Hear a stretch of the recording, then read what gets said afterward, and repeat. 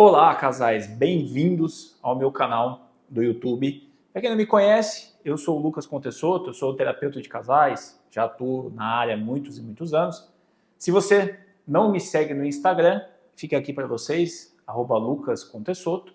Para quem já me conhece, seja muito bem-vindo. O assunto de hoje vai ser como saber se você está sendo traída ou traído. Então, esse assunto que mexe com os afetos de todas as pessoas. Então, todo mundo tem medo de ser traído ou estar sendo traído ou traída. Hoje, você vai descobrir exatamente como saber se você vem passando por essa situação. Primeiramente, vamos dar nome aos bois. Entenderam, né? Nome aos bois. Perdoando o meu trocadilho, eu vou dar a dimensão para vocês do que é realmente uma traição. Então, hoje em dia, todo mundo diz que diversas coisas é traição. Então, se o homem passou uma mulher bonita do lado na rua, ele deu uma olhadinha, já está traindo.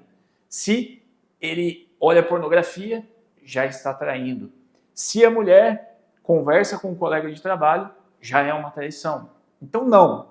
Vamos exorcizar essa cultura de que tudo é traição. Porque senão, vocês acabam perdendo as referências e ficando com medo de tudo. Então, tudo é um problema, tudo é uma questão que tem que se discutir, se debater, se descabelar. Então, o que é efetivamente uma traição?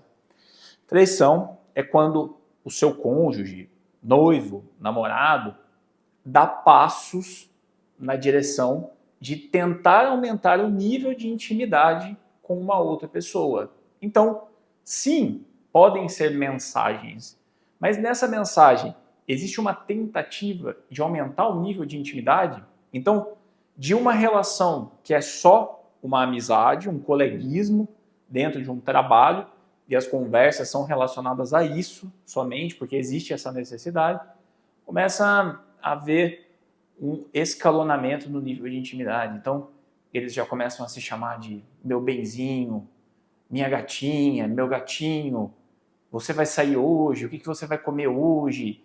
E isso vai aumentando, aumentando, aumentando, até parar onde? Na cama. E é muito importante vocês aprenderem a discernir o que é traição e o que não é.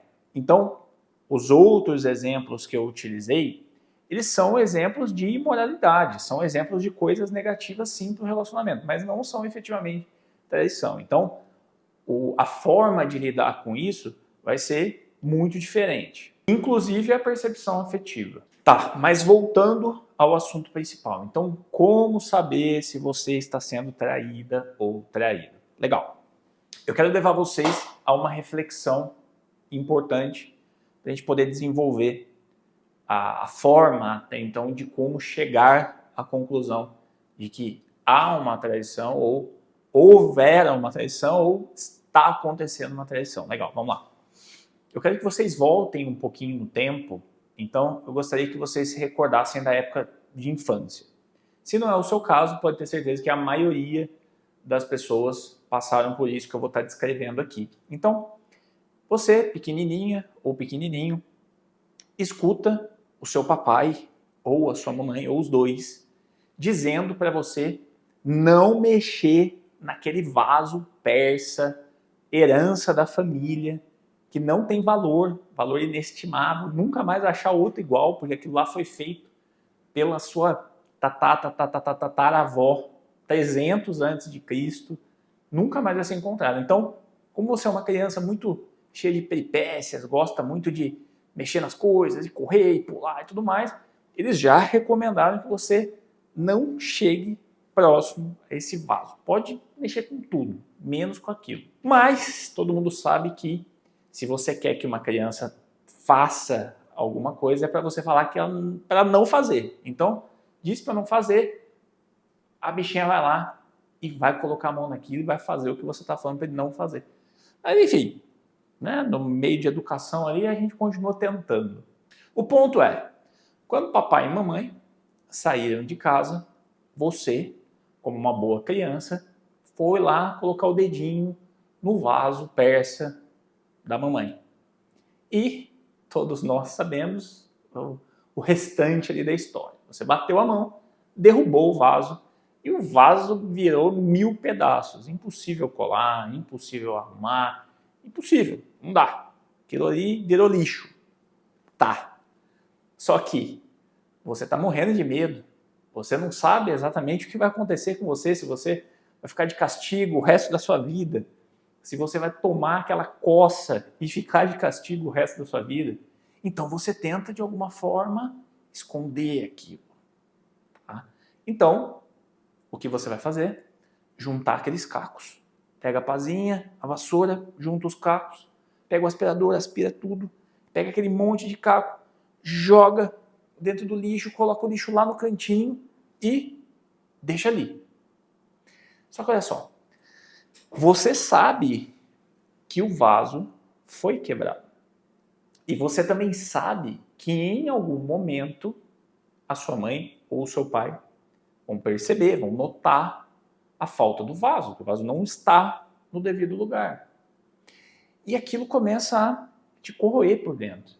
Você tem medo daquilo que pode acontecer, daquilo que vai acontecer em algum momento. E eles chegam. Quando eles chegam, o que você tenta fazer a todo custo? Tirá-los daquele ambiente que o vaso ficava. Então, se ele ficava em cima de uma bancada, numa sala ou numa sala intermediária, você vai tentando desviar o foco deles para que eles não cheguem até lá e percebam a falta do vaso.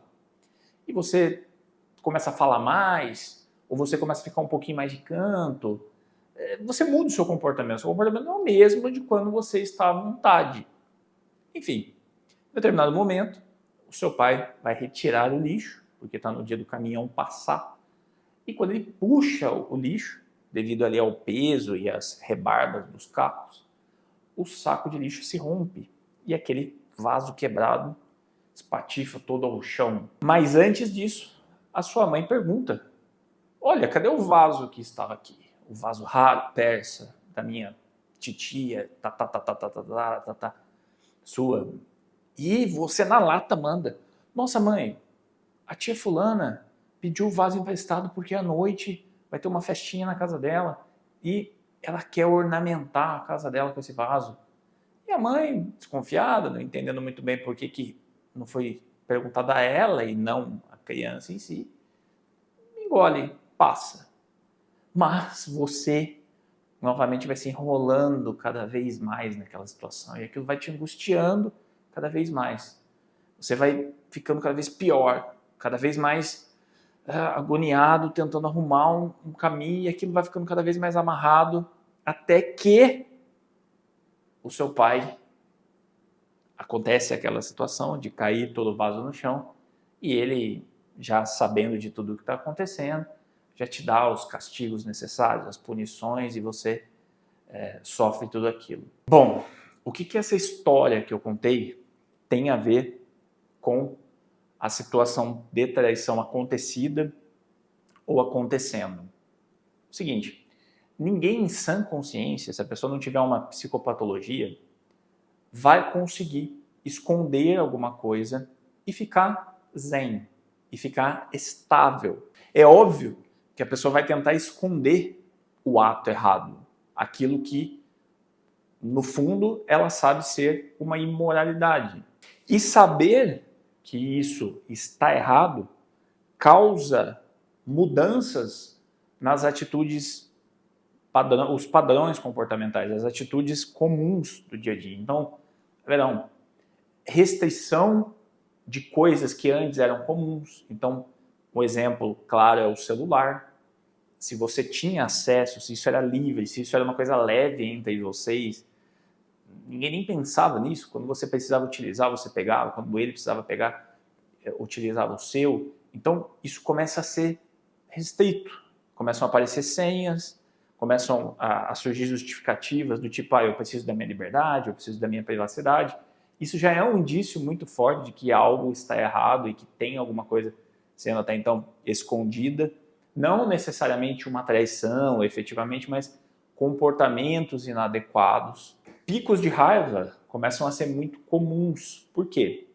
Quem está cogitando uma traição ou efetivamente está traindo, precisa justificar o ato imoral que ele está cometendo. Então, seria muito esquisito se a pessoa estivesse cometendo adultério e o cônjuge fosse alguém muito bom para ele. Então, ele tivesse a consciência de que o cônjuge é uma pessoa maravilhosa, muito boa, o trata muito bem, é suficiente em todas as áreas, mas ele está fazendo isso, é incongruente. Então, ele precisa arrumar justificativas para estar fazendo aquele ato errado.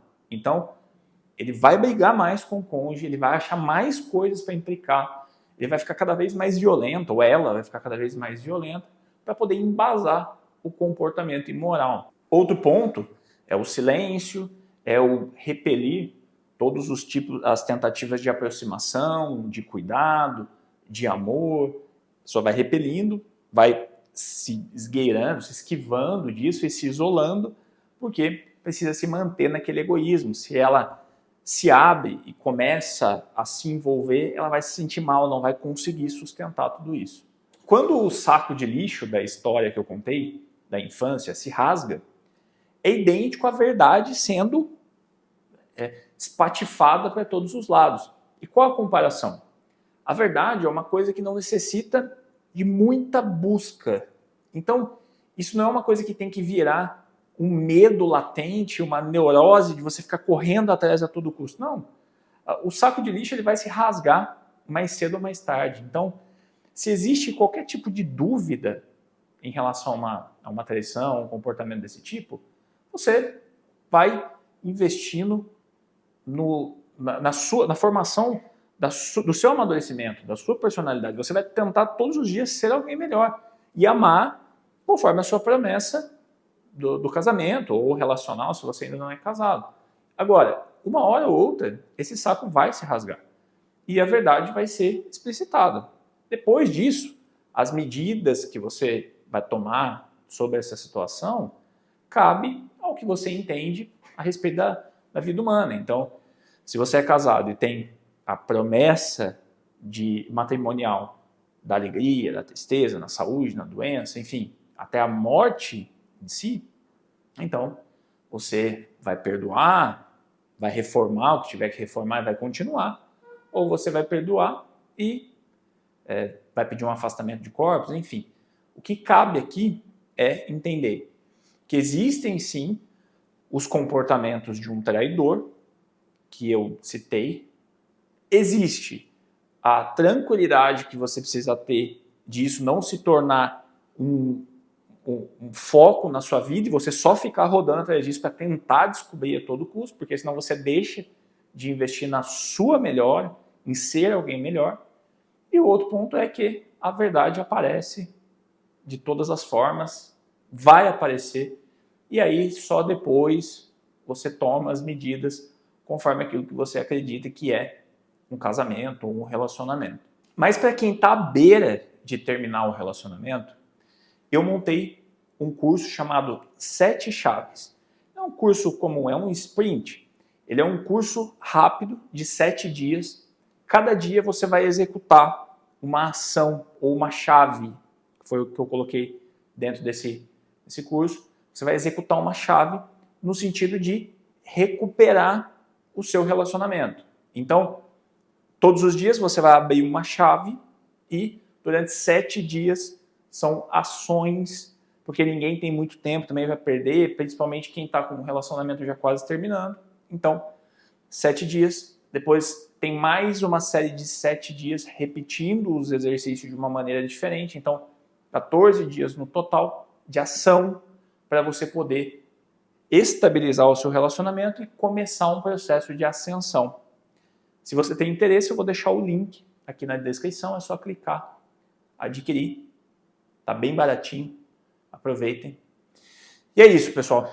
Por hoje, eu espero ter ajudado, espero que vocês gostem do conteúdo, deixem comentários aqui. Tem um detalhe essencial, se você ficou até aqui, se você quiser que eu faça um estudo do seu caso, então eu não vou colocar nome no estudo de caso, mas me fale a situação que você vem vivendo no seu relacionamento, que eu vou fazer alguns estudos de caso aqui no YouTube, falando um pouco mais do que vem acontecendo, as maneiras que você pode sair disso, como pode se comportar para poder melhorar o relacionamento, então deixa aqui nos comentários ou pode me mandar no direct lá do meu Instagram, @lucascontessoto. Não esqueça de curtir e compartilhar. Até mais!